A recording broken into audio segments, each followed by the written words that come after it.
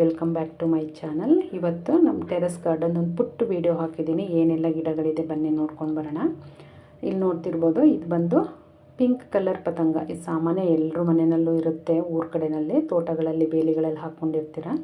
ಇದು ಬಂದು ಪಿಂಕ್ ಕಲರ್ದು ದಾಸವಾಳ ನೋಡ್ತಿದ್ದೀರಲ್ಲ. ಇದು ಸಮ್ಮರ್ ಇರೋದ್ರಿಂದ ಸ್ವಲ್ಪ ಹೂವು ಸಣ್ಣ ಇದೆ, ಇಲ್ಲ ಅಂತಂದರೆ ಇನ್ನೂ ಸ್ವಲ್ಪ ದೊಡ್ಡದಾಗಿ ಬರುತ್ತೆ ಹೂವು. ಹಾಗೆ ನೋಡ್ತಿದ್ದೀರಲ್ಲ, ನಾನು ಇಲ್ಲಿ ಎಕ್ಸ್ಟ್ರಾ ಗೊಬ್ಬರ ಏನು ಹಾಕಿಲ್ಲ.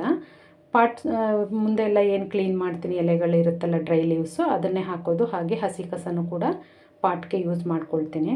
ಮಗ್ಗುಗಳೆಲ್ಲ ನೋಡ್ತಿರ್ಬೋದು ನೀವು. ಸಮ್ಮರ್ ಇರೋದ್ರಿಂದ ಇನ್ನು ರೀಪಾಟ್ ಕೂಡ ಮಾಡಿಲ್ಲ ಈ ಗಿಡನ, ಹಾಗಾಗಿ ಸ್ವಲ್ಪ ಮಗ್ಗೆಲ್ಲ ಚಿಕ್ಕದೇ ಇದೆ. ಇಲ್ಲಾಂದರೆ ಇನ್ನೂ ಚೆನ್ನಾಗಿ ಬರುತ್ತೆ. ಏನಿಲ್ಲ ಅಂದರೂ ಸೀಸನಲ್ಲಿ 4-5 ಹೂವು ಬಿಡುತ್ತೆ. ಈ ಗಿಡನೂ ಕೂಡ ಎಲೆಗಳೆಲ್ಲ ಸ್ವಲ್ಪ ಕಡಿಮೆ ಆಗಿದೆ ಇವಾಗ. ಇದು ಬಂದು ಮತ್ತೊಂದು ದಾಸವಾಳ ನೋಡ್ತಿದ್ದೀರಲ್ಲ, ಇದು ಒಂದು ಸುತ್ತಂದೆ. ಇದಂತೂ ತುಂಬ ಅಂದರೆ ತುಂಬಾ ಹೂವು ಬಿಡುತ್ತೆ. ಒಂದು ಗಿಡ ಇದ್ದರೆ ನಿಮ್ಮ ಮನೆಗೆ ಪೂಜೆಗಾಗೋಷ್ಟು ಹೂವು ಇಲ್ಲ ಒಂದೇ ಗಿಡದಲ್ಲಿ ಸಿಗುತ್ತೆ. ನೋಡ್ತಿರ್ಬೋದು ನೀವು. ಇದು ಸೀಸನ್ ಅಂತ ಏನಿಲ್ಲ, ವರ್ಷ ಪೂರ್ತಿ ಹೂವು ಬಿಡುತ್ತೆ. ನಾನು ಅದು ಕಡ್ಡಿ ಯಾರಾದರೂ ಕೇಳಿದ್ರೆ ಕಟ್ ಮಾಡಿಕೊಡೋಣ ಅಂದರೆ ಯಾವಾಗಲೂ ಮಗ್ಗಿರುತ್ತೆ. ಹಾಗಾಗಿ ನೋಡಿ, ಇದು ಕೂಡ ಗೊಬ್ಬರ ನೋಡ್ತಿರ್ಬೋದು ಎಷ್ಟು ಚೆನ್ನಾಗಿ ಗೊಬ್ಬರ ಆಗಿದೆ ಅಂತ ಅಂದ್ಬಿಟ್ಟು. ಈಗ ಕಲ್ಲಂಗಡಿ ಹಣ್ಣು ಸೀಸನ್ ಇರೋದ್ರಿಂದ ಸಿಪ್ಪೆನೆಲ್ಲ ನಾನು ಗಿಡದ ಬುಡಕ್ಕೆ ಹಾಕ್ತೀನಿ. ನೀರಿನಂಶ ಇರುತ್ತಲ್ಲ, ಬೇಗ ಡ್ರೈ ಆಗಲ್ಲ ಅಂತ ಹೇಳಿ ಮಣ್ಣು. ಮೊಗ್ಗುಗಳು ನೋಡ್ತಿರ್ಬೋದು ನೀವು. ಇದು ಪಾಟಲ್ಲೇ ಏನಿಲ್ಲ ಅಂದರೂ ದಿನಕ್ಕೆ ಒಂದು 10-15 ಹೂವು ಬಿಡುತ್ತೆ. ನೆಲಕ್ಕೆ ಏನಾದರೂ ಹಾಕ್ಕೊಂಡ್ವಿ ಅಂತ ಅಂದರೆ ಒಂದು 100-200 ಮೇಲೆ ಬಿಡುತ್ತೆ. ನಮ್ಮ ತೋಟದಲ್ಲಿ ಹಾಕಿದ್ವಿ, ಹಾಗಾಗಿ ಹೇಳ್ತಿದ್ದೀನಿ. ತುಂಬ ಅಂದರೆ ತುಂಬ ಹೂವು ಬಿಡುತ್ತೆ. ಜಾಗ ಇಲ್ಲ ಅಂದ್ರೂ ಕೂಡ ಈ ಥರದ್ದು ಒಂದು ದಾಸವಾಳ ಗಿಡ ಇಟ್ಕೊಂಡ್ರೆ ನಿಮ್ಮ ಪೂಜೆಗೆ ಎಷ್ಟು ಬೇಕಷ್ಟು ಹೂವು ನಿಮಗೆ ಸಿಗುತ್ತೆ. ನೋಡ್ತಿದ್ದೀರಲ್ವ. ಇದಕ್ಕೆ ಎಕ್ಸ್ಟ್ರಾ ಅಂತ ಏನು ಕೇರ್ ಮಾಡಲ್ಲ, ಡೈಲಿ ನೀರು ಹಾಕ್ತೀವಿ. ಹಾಗೆಯೇ ಗೊಬ್ಬರನೂ ಕೂಡ ಏನು ಎಕ್ಸ್ಟ್ರಾ ಹಾಕಲ್ಲ. ಕಸ ಎಲ್ಲ ಗುಡಿಸಿದ್ದೇನು ಡೆಡ್ ಲೀವ್ಸ್ ಸಿಗುತ್ತೆ ಅದನ್ನು ಹಾಕಿದ್ದೀನಿ. ಇದು ಬಂದು ನಿಮಗೆ ಮಲ್ಲಿಗೆ ಹೂವಿನ ಗಿಡ, 7 ಸುತ್ತಿಂದು ಮಲ್ಲಿಗೆ ಹೂವು. ಇನ್ನು ಇದರಲ್ಲಿ ಅಂಥ ಮಗ್ಗು ಬಂದಿಲ್ಲ, ನೋಡ್ತಿರ್ಬೋದು. ಇದು ವರ್ಷ ಪೂರ್ತಿ ಬಿಡುತ್ತೆ, ತುಂಬ ಬರಲ್ಲ, 1-2 ಆ ಥರ ಹೂವು ಬರುತ್ತೆ. ಸೀಸನಲ್ಲಿ ಸ್ವಲ್ಪ ಬರುತ್ತೆ, ಒಂದು 3-4 ಹೂವು ಆ ಥರ ಸಿಗುತ್ತೆ. ಮೇ ಬಿ ಪಾಟಲ್ಲಿರೋದ್ರಿಂದ ಆ ಥರ ಇರ್ಬೋದೇನೋ. ಮಣ್ಣಿಗೆ ಹಾಕಿದರೆ ಭೂಮಿಗೆ ಜಾಸ್ತಿ ಸಿಗ್ಬೋದು ಏನೋ, ನನಗೆ ಗೊತ್ತಿಲ್ಲ.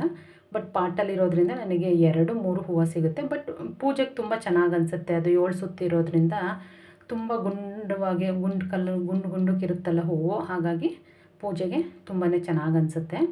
ಇದು ಬಂದು ವೈಟ್ ಪತಂಗ. ಪಿಂಕ್ ಆಯಿತು, ನೆಕ್ಸ್ಟ್ ವೈಟು ನೋಡ್ತಿರ್ಬೋದು. ಗೊಂಚಲಾಗಿಬಿಟ್ಟಿದೆ ಹೂವು. ಇದು ಮನೆ ಮುಂದೆ ಒಂಥರ ಶೋಗೆ ಅಂತ ಅಂದರೆ ಇದು ಹೇಳಿ ಮಾಡಿಸಿದ ಗಿಡ. ಯಾಕೆಂದರೆ ವರ್ಷ ಪೂರ್ತಿ ಹೂವು ಇರುತ್ತೆ. ಇದಕ್ಕೆಲ್ಲ ಸೀಸನ್ ಅನ್ಸೀಸನ್ ಅಂತ ಏನಿಲ್ಲ. ಬೇಸಿಗೆನಲ್ಲಿ ತುಂಬ ಜಾಸ್ತಿ ಹೂವು ಬರುತ್ತೆ. ಇದಕ್ಕೆ ನೀರಿನಂಶ ತುಂಬ ಬೇಕು ಅಂತೇನಿಲ್ಲ.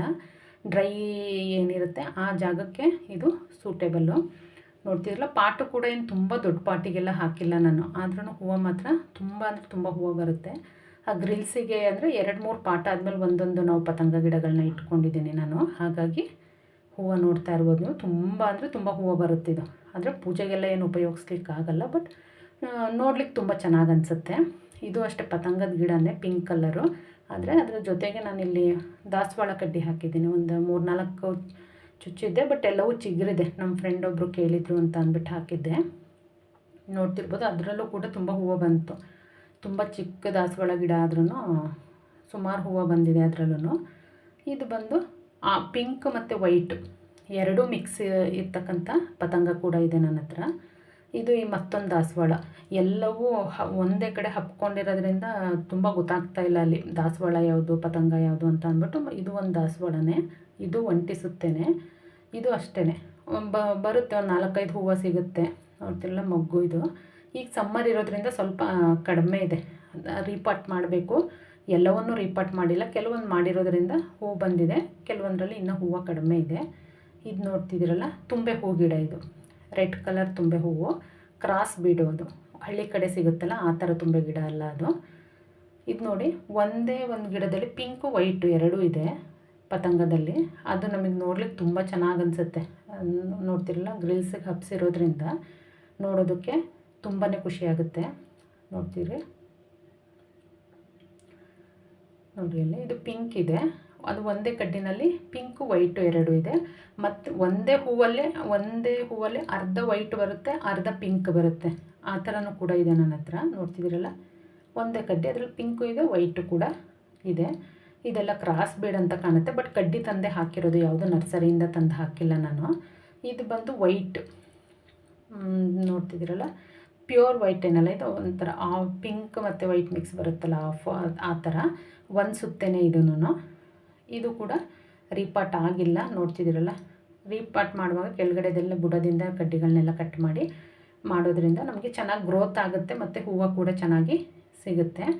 ಇದಂತೂ ಸರ್ವೇ ಸಾಮಾನ್ಯ, ಎಲ್ರಿಗೂ ಗೊತ್ತಿರುತ್ತೆ.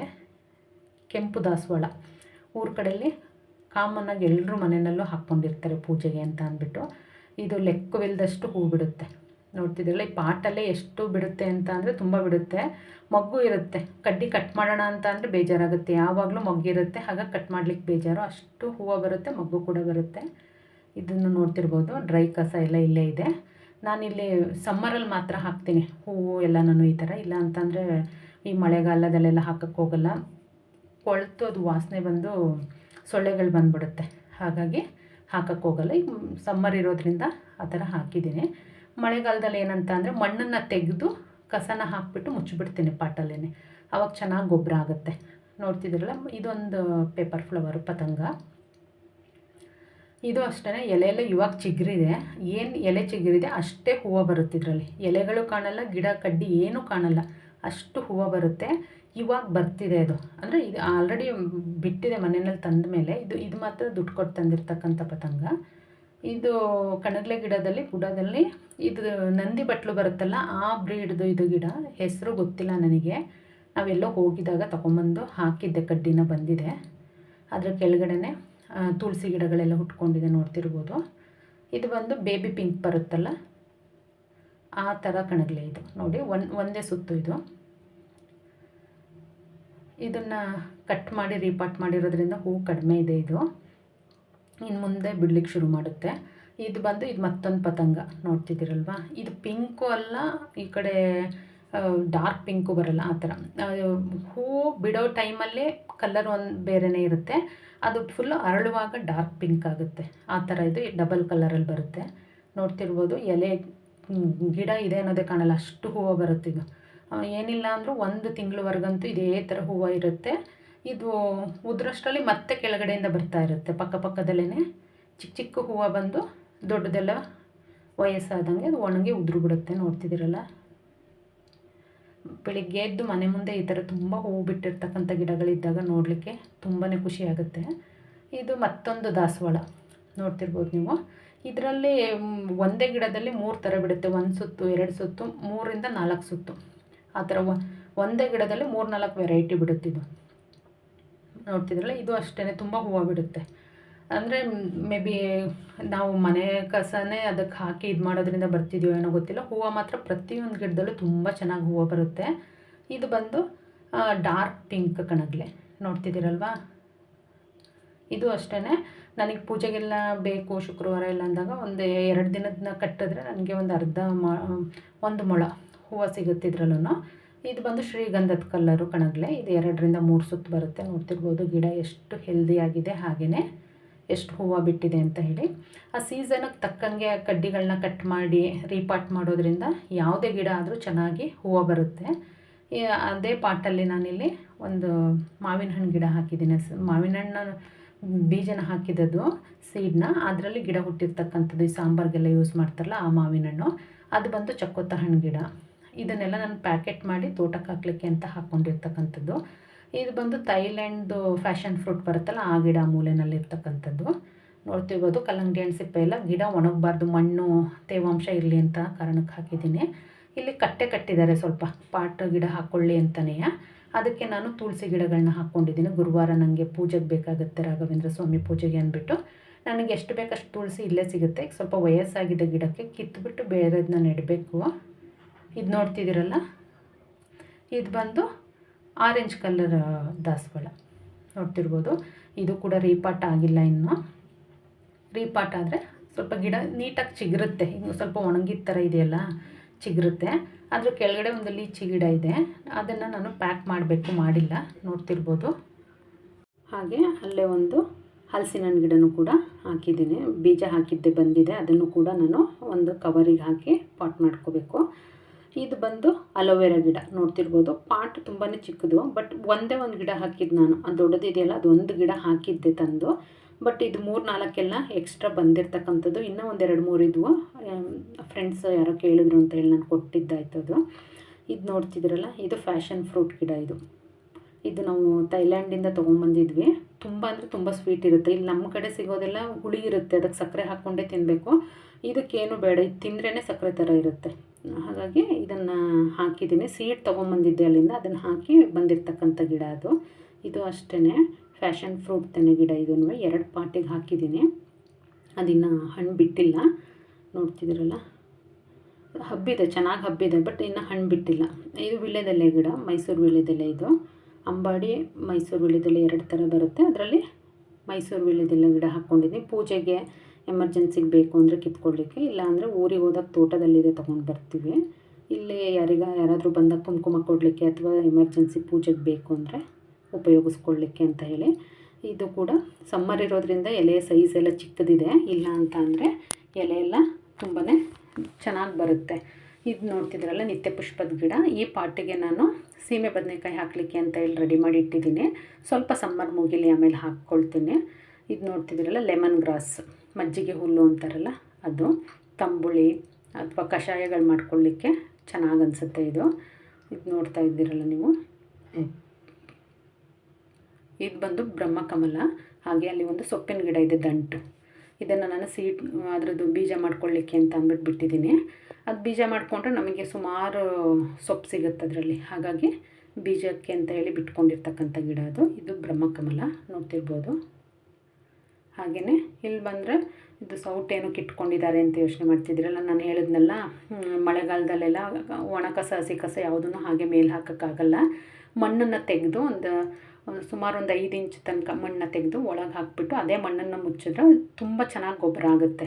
ನೋಡ್ತಿದ್ದೀರಲ್ಲ, ಇದು ಬಂದು ಚಕೋತ ಗಿಡನ ನಾನು ಹಾಲಿನ ಪ್ಯಾಕೆಟ್ಗೆ ಹಾಕಿಟ್ಟಿದ್ದೀನಿ, ತೋಟಕ್ಕೆ ತೊಗೊಂಡೋಗಿ ಹಾಕಬೇಕು. ಇದು ಬಂದು ಹುಣಸೆ ಹಣ್ಣು. ಥೈಲ್ಯಾಂಡ್ಗೆ ಹೋಗಿದ್ವಿ, ಆವಾಗ ಹುಣಸೆ ಹಣ್ಣು ಇದು ಬೀಜ ಕೂಡ ತಂದು ಹಾಕ್ಕೊಂಡಿದ್ದೆ. ತುಂಬ ಸ್ವೀಟ್ ಇರುತ್ತೆ ಇದು ಹುಣಸೆ ಹಣ್ಣು, ನೋಡ್ತಿರ್ಬೋದು. ಇದು ಬಂದು ವೈಟದು ಗುಲಾಬಿ ಗಿಡ, ಗೊಂಚಲು ಬರುತ್ತಲ್ಲ ಆ ಥರ, ಹಬ್ಬಿ ಹೂವು ಬಿಡುತ್ತಲ್ಲ ಆ ಥರದ್ದಿದು. ನೋಡ್ತಿದ್ದೀರಲ್ವ, ಈ ಥರ ಹೂವು ಬರುತ್ತೆ ಇದರಲ್ಲಿ. ಇದು ಅಷ್ಟೇ ರೀಪಾಟ್ ಆಗಬೇಕಾಗಿಲ್ಲ. ಇದೊಂದು ಶೋ ಪ್ಲ್ಯಾಂಟ್, ಇದನ್ನು ಕೂಡ ಚೆನ್ನಾಗಿ ಹಬ್ಬಿದೆ. ಹೂವು ಕೂಡ ತುಂಬ ಚೆನ್ನಾಗಿ ಬರುತ್ತೆ. ನೆಲದಲ್ಲಿ ಹಾಕಿದ್ರಂತೂ ತುಂಬ ಅಂದರೆ ತುಂಬ ಬರುತ್ತೆ. ಇದರ ನೇಮ್ ನನಗೆ ಗೊತ್ತಿಲ್ಲ, ಆದರೆ ಹೂವು ಮಾತ್ರ ತುಂಬ ಚೆನ್ನಾಗಿ ಬಿಡುತ್ತೆ. ಒಂದು 15ರಿಂದ 1 ತಿಂಗಳವರೆಗೂ ಇರುತ್ತೆ ಹೂವು ಗಿಡದಲ್ಲೇ. ಇದು ಬಂದು ಬಟನ್ ರೋಸು ಗಿಡ. ಎಲ್ಲ ಹಳದಿ ಕಲರ್ ಆಗಿದೆ ಎಲೆಗಳು. ಇದು ಉದ್ರಿದ ಮೇಲೆ ಗಿಡ ಚಿಗುರುತ್ತೆ, ನೋಡ್ತಿರ್ಬೋದು ನೀವು.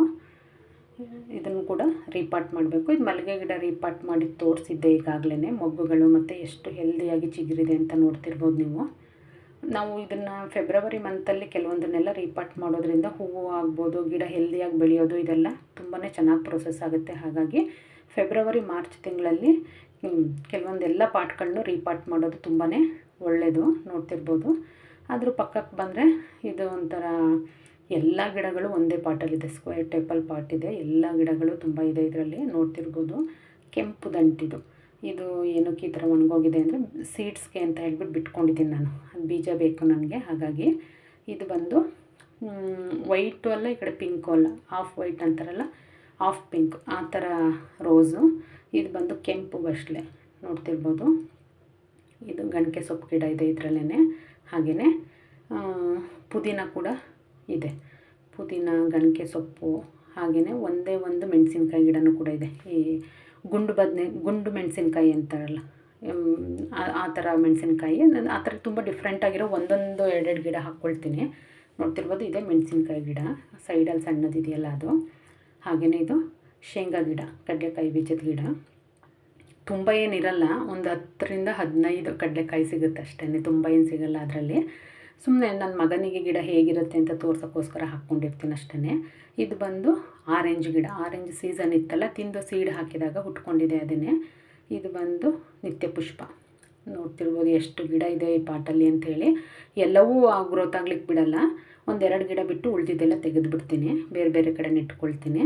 ಇದು ನೋಡ್ತಿದ್ದೀರಲ್ಲ, ಪುದೀನ ಎಷ್ಟು ಫ್ರೆಶ್ ಆಗಿದೆ ಅಂತ ಅಂದ್ಬಿಟ್ಟು ನಾನು ಮನೆಗೆ ಬೇಕಾಗಿರ್ತಕ್ಕಂಥ ಪುದೀನ ಯಾವಾಗಲೂ ಪಾಟಲ್ಲೇ ಬೆಳ್ಕೊಳ್ಳೋದು. ನೋಡ್ತಿದ್ದಿಲ್ಲ, ಇದಕ್ಕೇನು ತುಂಬ ಆರೈಕೆ ಮಾಡಬೇಕು ಅಂತ ಏನಿಲ್ಲ, ಜಸ್ಟ್ ಒಂದು ಕಡ್ಡಿ ಚುಚ್ಚಿದ್ರೆ ಸಾಕು, ಪಕ್ಕ ಅದೇ ಬಂದುಬಿಡುತ್ತೆ. ಇದು ಬಂದು ದೊಡ್ಡ ಪತ್ರೆ. ಇದು ಕೆಮ್ಮು ಈ ಥರ ಎಲ್ಲ ಆದಾಗ ಮಕ್ಕಳಿಗೆ ಕಷಾಯ ಮಾಡ್ಕೊಳ್ಳಿಕ್ಕೆ ತುಂಬಾ ಒಳ್ಳೆಯದು. ನಾವು ಕಷಾಯ ಮತ್ತು ಸಾಂಬಾರು ಕೂಡ ಮಾಡ್ತೀವಿ ಇದರಲ್ಲಿ. ಹಾಗೆಯೇ ತಂಬುಳಿ ಕೂಡ ಮಾಡಲಿಕ್ಕೆ ತುಂಬ ಚೆನ್ನಾಗಿರುತ್ತೆ. ನೋಡ್ತಿದ್ದೀರಲ್ಲ, ಅಲೋವೆರಾ ಗಿಡ ಇದು ಏನಿಲ್ಲ ಅಂದರೂ ಒಂದು 12 ವರ್ಷದಿಂದ ನಾನು ಇಟ್ಕೊಂಡಿದ್ದೀನಿ. ಏನು ತುಂಬ ಗ್ರೋತ್ ಆಗಿಲ್ಲ, ಬಟ್ ಹೀಗೆ ಇದೆ. ಬುಡ ಮಾತ್ರ ಸ್ವಲ್ಪ ಚೇಂಜ್ ಆಗಿದೆ ಅನ್ನೋದು ಬಿಟ್ಟರೆ ಬೇರೆ ಏನು ಚೇಂಜಸ್ ಏನಾಗಿಲ್ಲ ಗಿಡದಲ್ಲಿ. ಆದರೂ ಬುಡದಲ್ಲಿ ಒಂದೆಲ್ಗ ಸೊಪ್ಪಿದೆ. ಒಂದೆಲ್ಗ ಸೊಪ್ಪು ಒಂದು 2-3 ಪಾಟಲ್ಲಿದೆ, ಸ್ವಲ್ಪ ಇದೆ. ಚಟ್ನಿ ಮಾಡುವಾಗ ಉಪಯೋಗಿಸ್ಕೊಳ್ತೀನಿ ನಾನು. ತೋಟದಲ್ಲಿ ಸಿಗುತ್ತೆ ನಮಗೆ, ಹಾಗಾಗಿ ಎಮರ್ಜೆನ್ಸಿಗೆ ಚಟ್ನಿ ಮಾಡುವಾಗ ಫ್ರೆಶ್ಶಾಗಿ ಕಿತ್ತು ಹಾಕ್ಕೊಳ್ಬೋದಲ್ಲ ಅನ್ನೋ ಕಾರಣಕ್ಕೆ ನಾನು ಕೆಲವೊಂದು ಪಾಟ್ಗಳಲ್ಲಿ ಸ್ವಲ್ಪನೇ ಹಾಕ್ಕೊಂಡಿರ್ತೀನಿ ಕೆಲವೊಂದು ಗಿಡಗಳನ್ನ. ಇದು ನೋಡ್ತಿರ್ಬೋದು, ದೊಡ್ಡ ಕಣಗಲೆ ಗಿಡ ರೀಪಾಟ್ ಮಾಡಿ ತೋರಿಸಿದ್ದೆ. ರೀಪಾಟ್ ಆದಮೇಲೆ ಒಂದು ಸ್ವಲ್ಪ ಬೀಜ ಉದುರಿಸಿದ್ದೆ ನಾನು, ಕೆಂಪು ದಂಟದು. ಅದು ಹುಟ್ಕೊಂಡಿದೆ ಒಂದೆರಡು. ಇನ್ನು ಬೇರೆದೆಲ್ಲ ಅದು ರಾಗಿ ಹುಲ್ಲು ಹುಟ್ಟಿರೋದು. ಒಂದೇ 1-2 ಗಿಡ ಹುಟ್ಟಿದೆ ಕೆಂಪು ದಂಟು. ಹಾಕಬೇಕು, ಇನ್ನು ಸ್ವಲ್ಪ ದಿನ ಆದಮೇಲೆ ಬೇರೆ ಎಲ್ಲ ಪಾಟಿಗೂ ಆ ಸೀಡನ್ನ ಹಾಕಬೇಕು.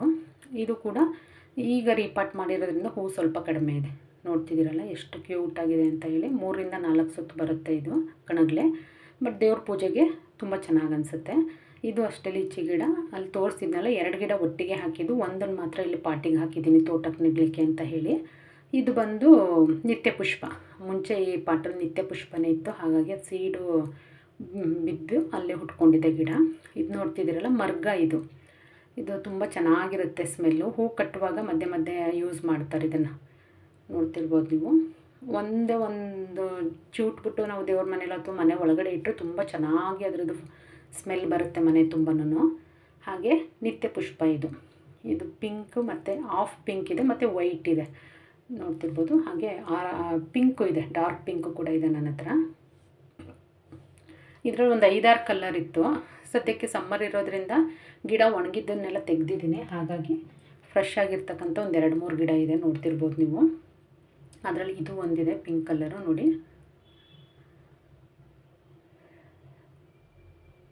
ಇದು ಬಂದು ಗಣಕೆ ಸೊಪ್ಪಿನ ಗಿಡ, ನೋಡ್ತಿರ್ಬೋದು. ನಾವು ಇದು ಸಾಂಬಾರು ಬಜ್ಜಿ ಮಾಡ್ತೀವಿ, ಅದಕ್ಕೆ ಕೆಮ್ಮಿಗೆಲ್ಲ ತುಂಬ ಚೆನ್ನಾಗಿ ಅನಿಸುತ್ತೆ ಅಂತ ಪಾಟಲ್ಲಿ ಸಾಮಾನ್ಯ ಅದೇ ಹುಟ್ಕೊಳ್ಳುತ್ತೆ, ಹಾಗಾಗಿ ಅದನ್ನೇನು ಕಿತ್ತು ಬಿಸಾಕಲ್ಲ, ಉಪಯೋಗಿಸ್ಕೊಳ್ತೀನಿ.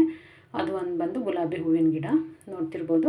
ಇದು ನನ್ನ ಪುಟ್ಟ ಗಾರ್ಡನ್. ಹೂಗಳು ನೋಡ್ತಿರ್ಬೋದು, ವರ್ಷ ಪೂರ್ತಿ ಹೀಗೆ ಇರುತ್ತೆ. ಕಣಗಲೆ ಹೂವು ಆಗ್ಬೋದು, ಹಾಗೆಯೇ ಪತಂಗದಲ್ಲೇ 3-4 ವೆರೈಟಿ ಇದೆ. ದಾಸವಾಳಗಳು ಹಾಗೆಯೇ. ನಾನು ದಾಸವಾಳ ಪ್ರತಿನಿತ್ಯ ಎಲ್ಲವನ್ನೂ ಕಿತ್ಕೊಳ್ಳಲ್ಲ ಪೂಜೆಗೆ. ನನಗೆ ಪೂಜೆಗಾಗಿ ತುಂಬ ಉಳಿಯೋದ್ರಿಂದ ಗಿಡದಲ್ಲೇ ಏನಿಲ್ಲ ಅಂದರೂ ಒಂದೊಂದು ಗಿಡದಲ್ಲಿ 1-2-3 ಹೂವು ಅಂತೂ ಬಿಡ್ತೀನಿ.